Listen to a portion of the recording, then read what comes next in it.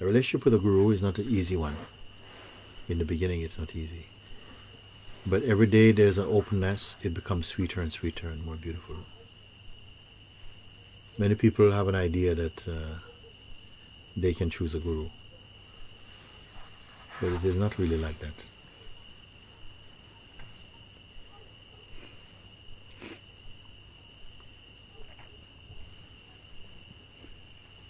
MooJi, may I come? Yes. How was it?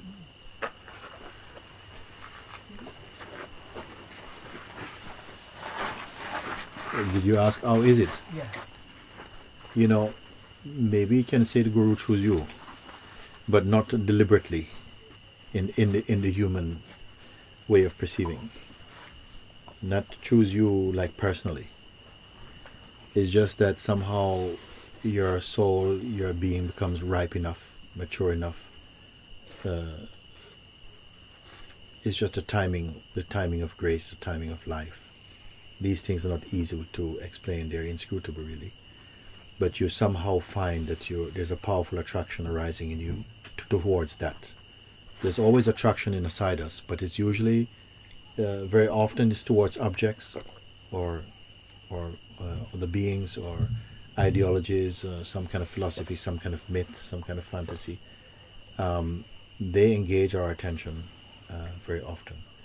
When your attention is caught towards truth, then it is said your life is auspicious. There are many things that attract our attention, from the trivial to the profound to the profane even, hold our attention. And each of them, the currency is time. It means that if you're involved in them, time is given there, energy is given there, like that. So gradually, if your attention is attracted towards spirituality or the search for truth, it is said that your life is auspicious. What causes this to happen, we cannot say. We cannot really say. I don't think there's much point in looking too much into that. Just be in the response. Be fortunate and happy and grateful that your life has turned the corner and is pointing towards what will save you from sorrow.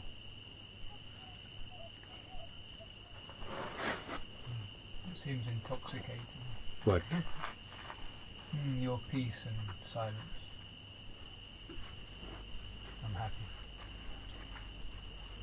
It is happy that something inside you responds to that. In others, maybe not, you see. So it means that there is already a synchronicity working. There is a sort of a harmony, a resonance is working there. That is the power that draws, that converts the devotee into the master itself. There has to be an attraction there. It cannot just be a heady thing. It may start off as a heady thing, but if it is only a heady thing, there will be some dispersing. It will not gel. It would be like oil and water. They are together, but they don't mix. But when there is that fascination, it's not something you create, and for that you must be grateful for. Because when the truth resonates inside your heart, you'll find that there's no effort in you. If there's effort, it's usually coming from the mind, especially a kind of sweaty effort. There's a time and a place, a time for effort. But genuine effort will not become a strain. You see, egoic effort will become a strain. It'll give you a headache. Some effort is auspicious. But tiresome effort, you will not suffer if your heart genuinely seeks the truth, if your mind, I have to say your heart, not just your mind, because your mind is not the starting point. It is only with the reflector. Thank you. Thank you.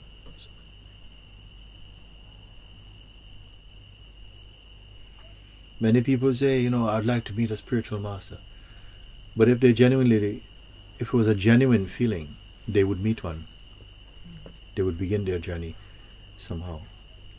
Sometimes we say many things, but there's not much meaning in them. We are so accustomed to using words and our energy and our attention like that. We gamble it away, throw it away. There are some people, they don't speak English, and I don't speak their language.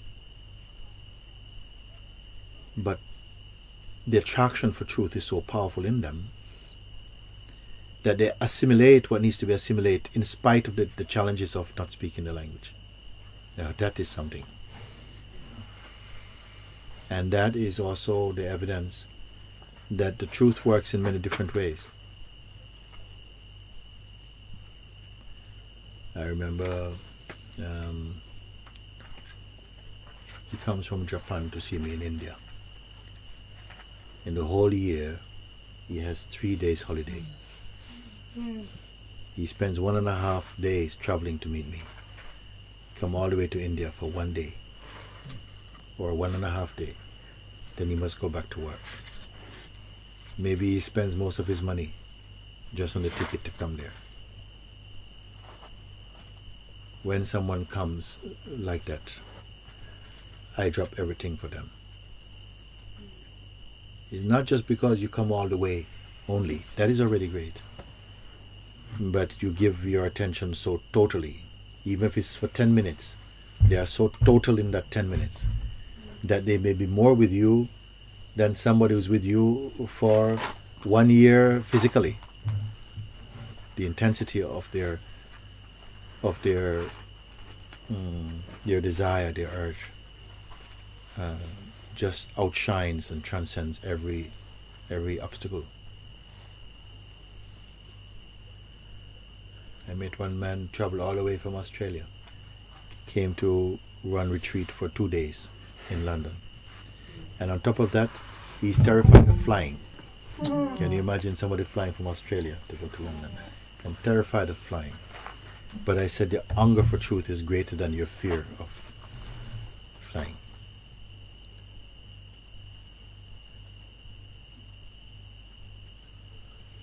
And yet sometimes people do these things out of delusion also.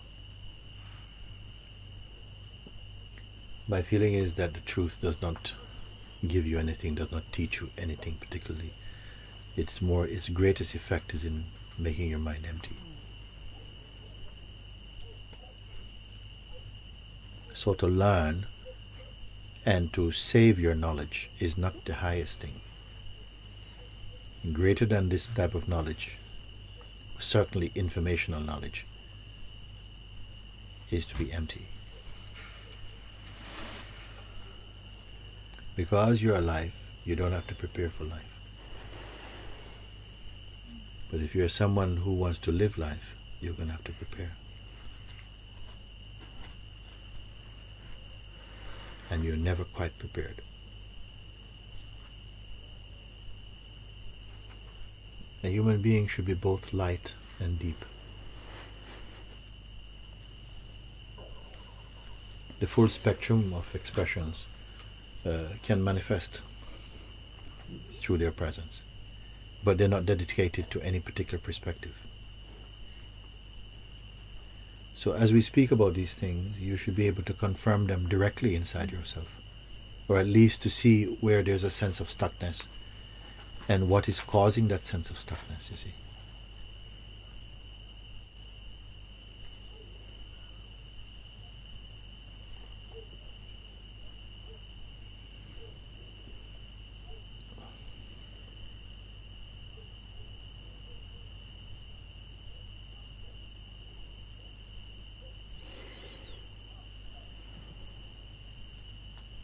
Don't be afraid of emptiness.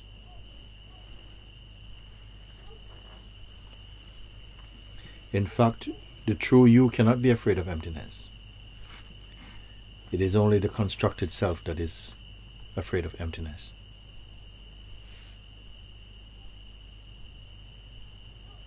And because it is the constructed self, it is not true.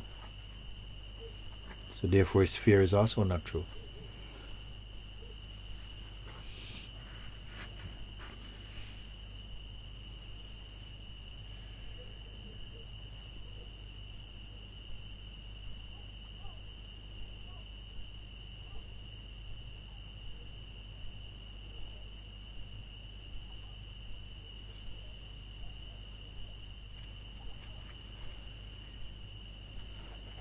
of all the species on the earth, the human being has the most challenging existence, because they have the potential for the most highly developed development of consciousness. Therefore, the vessel of the human form is a very powerful ship to sail, because so many forces are acting upon it.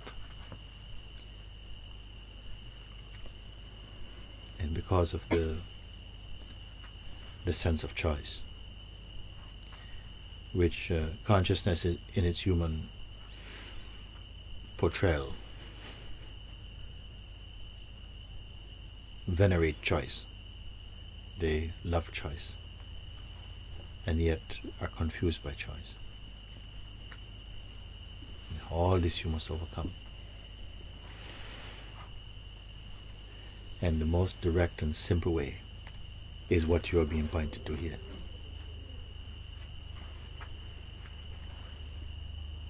You must know your true position. Where are you looking from most authentically? From the position of person, from the sense of presence, or from the no mind, no self state, the absolute awareness.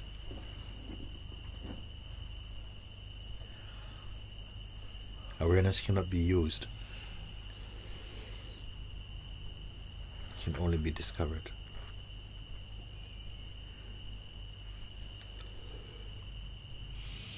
If I was a salesman, would I do good business? If I was a salesman, selling this guidance, would I make a living?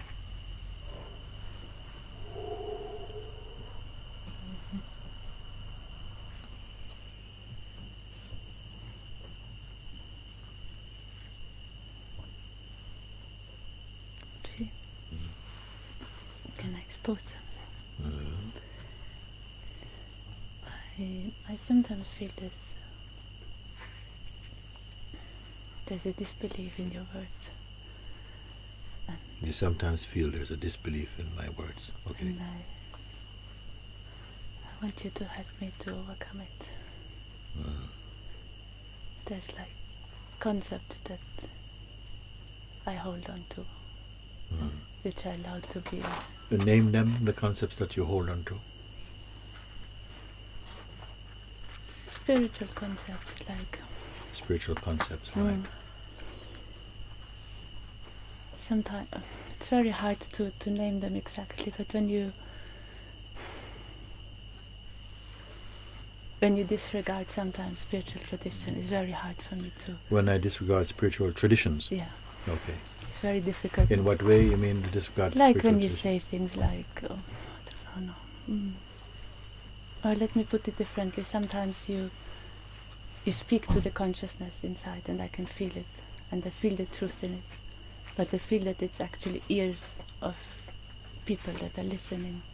You sometimes. You speak to the consciousness. I speak to the consciousness inside. Yes. And I know when the ears of consciousness hear it. You know when the ears of consciousness hear that. It's truthful. It's But truthful. when Yeah. people Okay. hear it, or when the person hears it, Yeah. then it's not truthful. Yes. Then it's wrong, and something inside says, why do you allow people to hear it, and why it? I don't know what it is inside, but it's. As I said one time, it so happened like this that I came back, and I felt. I said it felt crowded. I said there's too many people here. There are too many people here. And so everybody started to get up to leave the room. I said, no, not like that. There's too many people here. I want there to be presence here, not people here. So it is your turn to determine whether you're a person or your presence. I can't make you that. We have to work together. You see. And these are things that you're challenged to step up to. Are you going to listen on the basis of being a person? This is where all your arguments come from. All your arguments are going to come from there. If you stay as a person, you're going to disagree with me. You're going to fight with me. You're going to tell me, no, I don't agree. And So if you're going to stay as a person, then we will not really work. Because something as is in some level maintaining a sense of duality within yourself. Because there's a fear. You are attached to some form of personhood, and that attachment is going to be fighting against moving into that unicity. And it will find some excuse. It will say, yeah, because you speak against tradition, or you speak against this thing, or whatever. It will find something, you see. But it's not a genuine thing. It will find. So it is not about tradition. I don't think deeply you care that much about tradition. You see, it's not about that. That's what your mind will use as a kind of leverage. You see, sometimes we are using another thing to seem to hold a fight, but the real thing you have not said. Why are you fighting? You see, maybe it's the fear. Maybe there's some attachment. Because I was going to say maybe it's the fear of unicity, but then I have to say no. Maybe it's just the attachment to some kind of idea of self, that there is a fear to let go of a certain way in which we want to perceive ourselves. You see, let's analyze it. Let's look together. This is my invitation. You see, because I am not here. I don't speak against tradition, but I'm not here to protect tradition. You understand the difference? I'm not here to speak against tradition. For me, like for or against, that's not important. What is important is what is true. And the truth is reflected in many different ways. I am only here pointing mostly to those who don't want to just be dedicated to tradition, but they want to find the truth. They don't even want to be dedicated to the truth. They want to discover the truth like that. So there's something direct, and whenever there's something direct, and it's not hiding behind lots of concepts or lots of ideas, then fierce opposition comes to that also. Because there is fear that comes up in the mind of those who feel that it's too direct. Many people are afraid of directness. Now, I don't want to be direct on any personal level, because when the person is direct, it's very harsh. It's very brutal. But to be direct on the basis of truth, this is something that you have to say you either open up to that or not. You don't open to it. You see. And I'm not going to so much be looking for the people who are not open. I don't have that much in. You have to show yourself. And so when you come forward like that, I'm already happy. Because you say, I want to expose something. This is already good. Because many people are afraid to expose what they're sheltering. Until it's suffocating your spontaneity, it's suffocating your life force, your joy. Then somehow, out of desperation, you say, yes, please help me or something. It doesn't matter which way it comes. But then you must step up and be willing to put everything on the table. And I'm not going to ask you for, embarrassing details or something, because that's something personal. I'm not interested in personal. But you must put out the quality of what is seemingly in the way, like that, you see. Because this is at the crux of it many times, and in every place, wherever you have a teacher or someone who is very direct, whose presence have a potency, then you will have a fight. Something is going to want to fight against it, because you would then, a part of you, of your mind, would prefer to go on some long journey that looks pretty and embellishes somehow the egoic projections, because it is afraid it goes on a journey, but it's afraid of the destination, and so it's more it's devoted to the journey, not to the finding of the destination. And so I put it in front of you like that. I ask you, if the truth must be here. Because if it is not here, it cannot be true. if it's going to be something later, or you will say that the truth is here, but it's going to take me a while before I realize it, then I'm asking, why is that? At least let us find out to see if there is something genuinely, an obstacle set by nature against your power, and there's nothing you can do about it. Well, I'm ready to stand up and to look at that with you, if you wish it to do. Because it doesn't make sense in me. I understand what you speak because it has been my language also. So maybe because of this we can sit together, because I'm not oblivious of the workings of the mind. I know its ways quite well. So when you speak, somehow I can see, okay, that's a little bit coming from this place. But because there's also this placeless place, then all that is untrue or imperfect in some way or disharmonious, it comes very easy to light. And it's because of this why I'm able to guide your mind back to the truth. And quickly also. But this thing about editing my words, because I see it very often. Even when I was living in London, many people, they would used to write and ask they want to come and see me. I give them directions. I type it out myself. I don't even like using emails that much. But I type out in detail how to come to see me. Come to Brixton, you get out. I'm not going to say now because we are recording this thing. And you do this, you wait, and you get one of these buses. You get off at the 5th stop. At this place, you walk back through the lights, turn right. I give everything. Walk down. Then 150 meters down the road, you pass the Chinese 10 tanks or no tanks, whatever it is, down there, and then on the right you find my house. And so many times people call back and say, I'm lost. So why are you lost? Did you follow my instructions? Well, actually I got out of this troop station and I asked someone, you know, how is the way to Tulse Hill? And I said, but you didn't have to ask anyone, I wrote it down for you. Well, somebody said that the bus you were talking is not really right. I should get another one. So then if you cannot follow what is my practical advice, how are you going to follow more subtle and intuitive and inner advice? You're not going to follow it, and many people are not following it. This is why we're sitting there and you make your life seem like truth is so difficult, because you apply your mind, a personal mind to it. And then you find your mind is always going to find a way to disagree. And you keep disagreeing and find more things to disagree until in fact you convince yourself that you should not be here. Which is something that you could have done a long time ago, because if you don't know how much you invest in your own projections, you will appear to surprise yourself. Many people have come and we seemingly have lived very close together, eat out of the same. I put my hand in their mouth, put their food in their mouth, and they put food in my mouth. We spend times together, nights together, days together, sleep in the same bed. And after a while, I don't know where they are now. They vanish. And not the vanishing I'm talking about either. To the extent that when I see them next time, I don't recognize them. They look like they're completely lost soul. Why is this thing?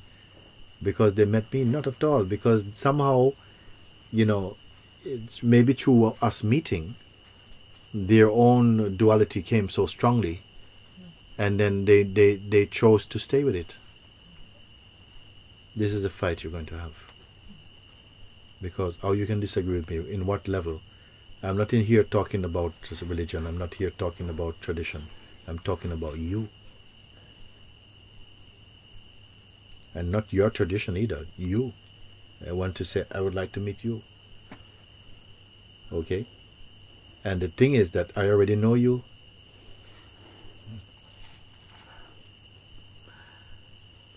At least what there is really to know. The rest I don't consider worth knowing particularly. Your flavor, of course I enjoy. Each one has a flavor. What gives this flavor I cannot say. I don't care. But they have a flavor. I can say, but I don't want to go into it.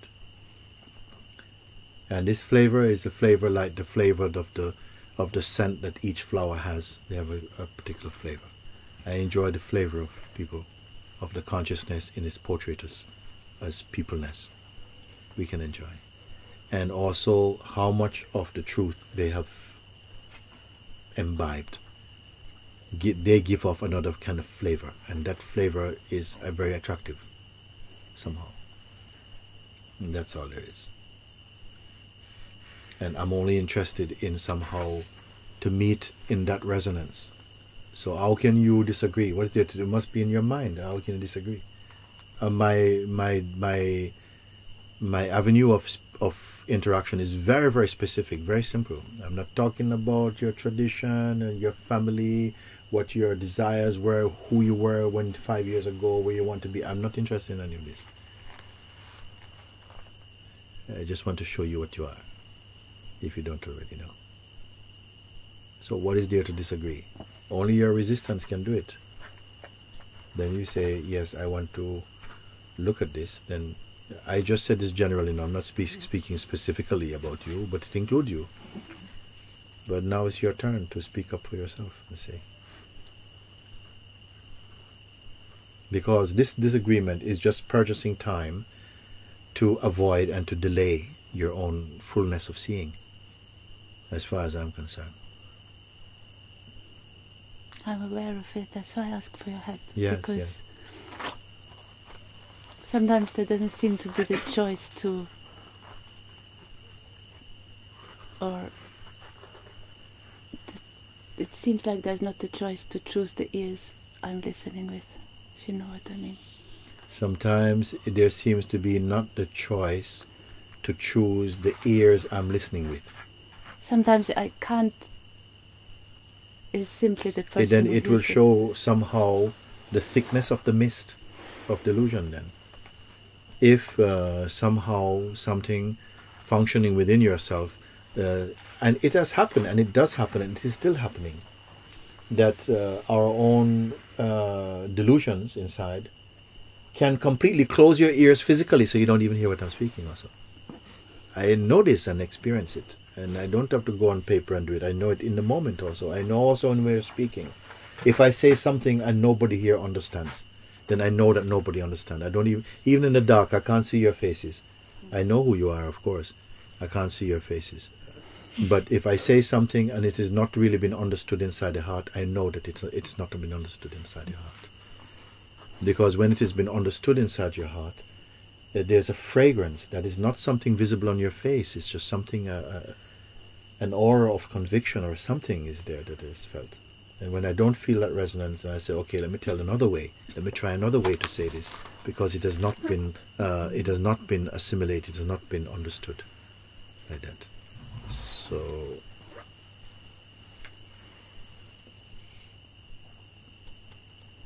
if there is such a thing where, some forces inside you that powerfully shuts down your cognitive ability, or your perception get distorted in some kind of strange way, then you need to look at that and you need to bring that forward and say, listen, there's something here happening inside. There's a force in me that is definitely don't want to hear what you have to say, right? It definitely does not want to hear what you say. Then I may ask you, whose side are you on? Because that will determine something. And in some case, maybe you may feel very powerful, forces of resistance and fight, and things may happen. In some cases. In many cases, not. In many cases, your choice, something just like you feel love and you know you didn't create it, and you will go in the direction of that fragrance with your whole being. Then some beings also in satsang, they feel the fragrance of that love and the truth, and with their whole heart they say yes and they move into that. But others, they have some things inside that is still scratching and excusing and fighting and so on. And then what's been happening more and more is that energetically I just ignore you. This is what happened, because I can't, it can't go into your story, I can't talk to you about it. I just don't see you, actually. And when you clear yourself, then I see you come into focus. I feel this gush of love towards you. I feel something like that. Then there's an instruction in that. But as I said before, it's more subtle. It's not just verbal. It's not that I tell you something and then you hear, ah, you agree. It's something just like sometimes some people, I cannot be in your company. I just don't feel for your company because something is there. It's not, and I don't have time to go into that. If I'm going to use words all the time, the words are too slow. I want you to know this. Something is taking time to convey with words very often, but sometimes words are too slow for me.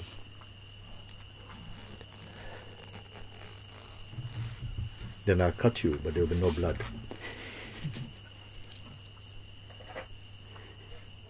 You must have the courage to stand up and to fight for yourself. As I said before, for many of you, I will fight for you, but only if you're willing to fight for yourself. I can't fight for you if you wish to sustain duality in yourself. Then I don't have patience for that. It's not attractive. I'm definitely willing to fight. Yes.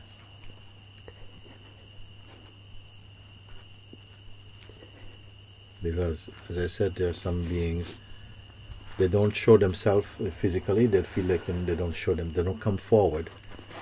And, you know,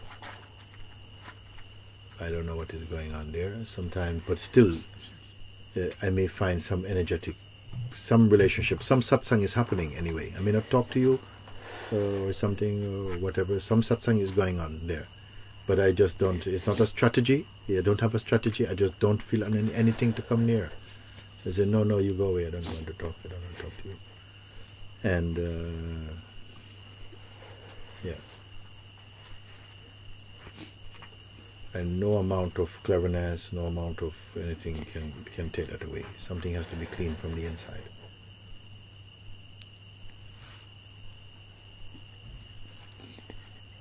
There are many different kinds of dirt.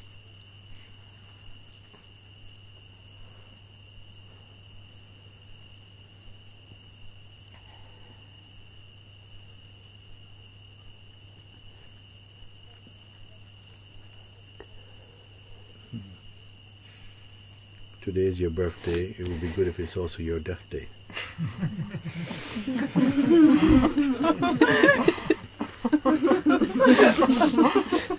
Up for it.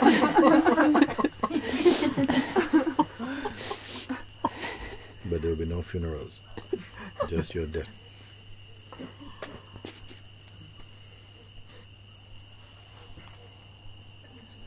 Mm.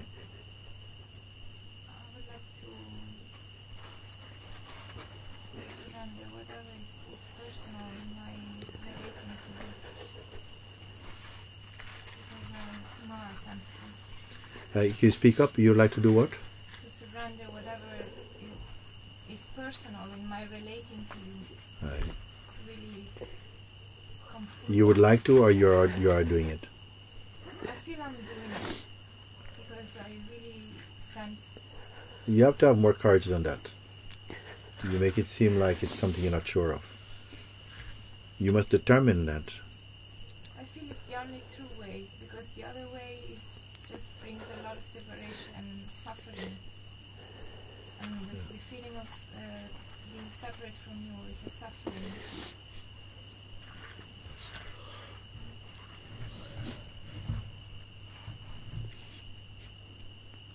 And I sense what you say about this, and even the energy, because The reason why you perceive separation from me is a suffering, because I'm the only one who sees you as the truth.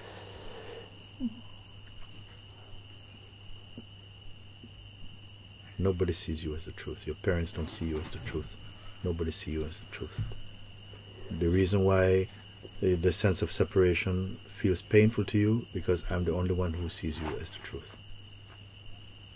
Then your mind wants to put a wedge between that perfect unity. And it can only do that with your permission. The mind lives on a scholarship from you. We could have excused you when you were a child or something. We can say, well, you know, the consciousness was not sufficiently developed to to take on the seeming might of the ego. But now, and especially with whatever advice you have been encouraged to follow, and it has been your good fortune to come to a seeking which is direct, then the kind of dilly-dallying and stuff, there's not much room for that. Here, there's not much room offered for the ego to breathe too much. I don't find ego a terrible thing. It's nothing actually. But believed in, it is a dynamite. Identified with, it is dynamite, atomic bomb. Identified with. And the stories go on, the chapters go on, the books go on.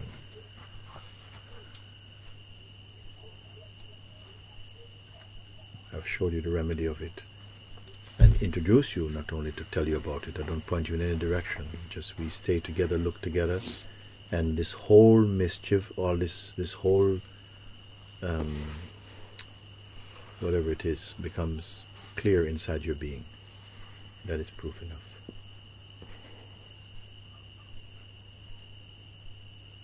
From the standpoint of being a person, life wants nothing from you. You have nothing to offer life, actually, from just merely a personality point of view. It can seem the contrary, that being a person, so many things are expected of you.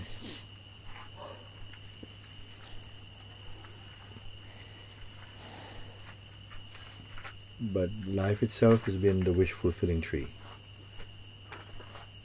Depending on what you honor, what you believe is what you desire, then life will take the color of your desire. The life of truth is a truly beautiful, peaceful, happy, free, light, open, holy, kind. And yet there's such resistance against it. This is the paradox. Man seeks all these things, but to find it through his mind, through his dreams, through his projection. But to find it as himself, he runs away. As I said, we want to taste the honey. You don't want to find yourself as the honey. You don't want to be the honey. And this you that I'm talking about, I don't give it much credence. It's not really. This is the very one that needs to move out of the picture somehow.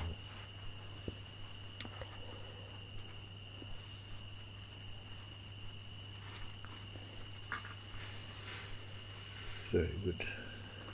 So now what?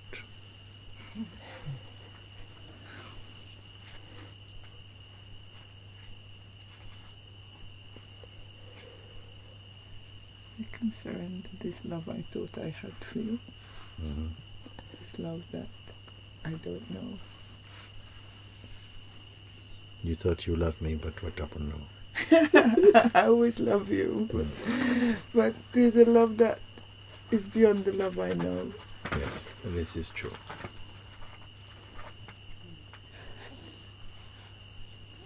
The love you know is bound. The love you don't know is eternally free.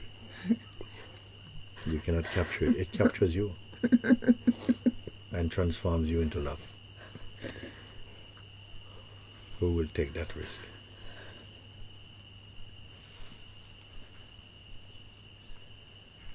We should not venerate our mind, because there is no great persons. It's all our delusions. Alexander the Great is a myth. Where is his greatness? I don't hear anybody having a relationship with Alexander the Great in their heart. But the one man who came riding on a donkey, nobody can forget.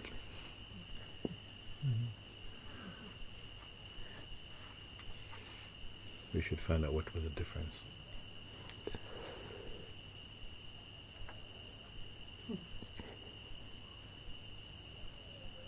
When remembering now when I met Papaji, you know, I was also a little afraid of him, you know. But I knew this was a healthy fear at some level inside.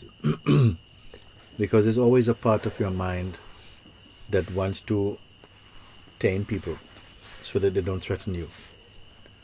And we play the game to be nice, to be cute, to be sexy, to be funny, to be, you know, sort of entertaining or something. Because we are intimidated by the sense of other. And the master is not an other. It's not an other. Suddenly you start to feel like you're other. When you meet presence that you cannot conquer, then your mind cannot conquer. Personality cannot inspire, cannot influence, cannot manipulate. Then all kind of insecurities come up. This is the greatness of the master.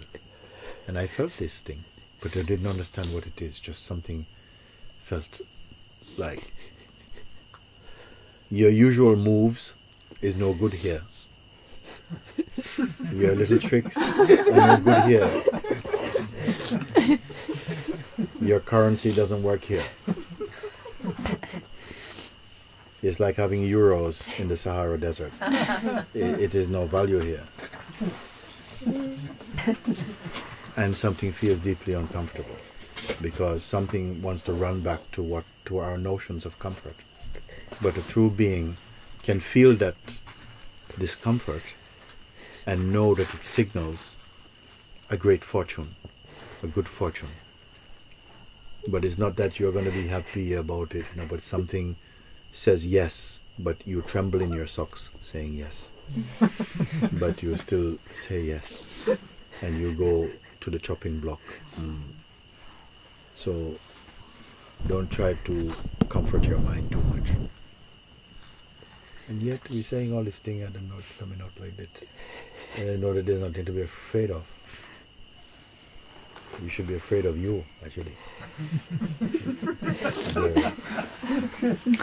Because, of course. Huh? Of course. Yes, yes. Because somehow we made a Frankenstein somehow.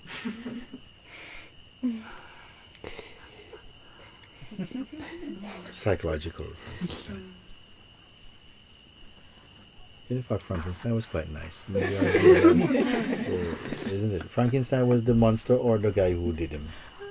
Monster. Was the monster. He was okay. The other guy is the trouble. Well, but monster took name from the guy who did it. The monster took the name from. Look at this, a good example then. Your true name is I. That's your good name. And then you give your I to your ego. So the ego then became confused.